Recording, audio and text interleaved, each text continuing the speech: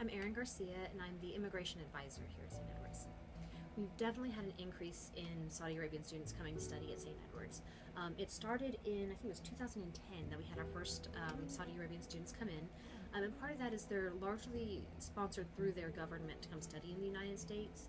And so their government kind of vets the schools that they can attend because they want to make sure they're going to good schools that are going to give them a quality education and meet the needs that they have back in Saudi Arabia. They're sponsoring their students to study here to help fill jobs and professions back in Saudi Arabia where they feel like they can get a good education for those areas here in the United States.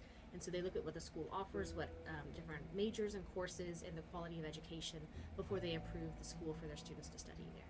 And so we were approved back in 2010, and so that's when we first had our first, actually we started off with 2 Saudi Arabian students that year, and that number has drastically increased pretty much every year. My name is Faisal Muteri, and I'm a junior. My name is Nora Jumaya. I'm from Saudi Arabia. I'm a junior. My name is Abdulaziz Al Ibrahim, and I'm sophomore at Senate. I chose St. Edward because it's a small community, small classes, private school. Because as an international student, you like to get the attention from the professor and from the doctor. The government that sponsors them to come here, they allow them to do some study at an English language school first, just so that they can be sure to have really strong English skills so that they're able to keep up with their academics when they go to the university. And Arabic and English are so different that often is very helpful. Well, I'm sure you can imagine studying in another language is always a challenge, and so having that help first is important. And so many of the students will do anywhere from a semester to a couple of years of an ESL program to get their English skills up high enough that they can be admitted into a university like St. I used to go to English as a second language school in Austin, and I spent about a year and a half.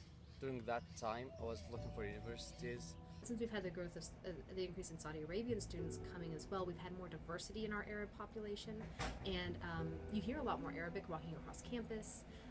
There's the Muslim Student Association, and now they've restarted Saudi Student Association, which has increased the student organization participation by the students, and it's just you're seeing the population much more visible across campus with that increase in numbers.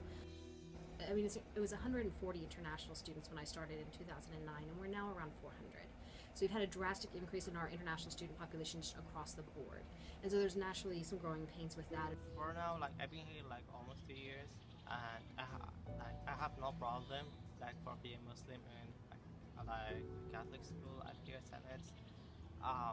Everyone is nice.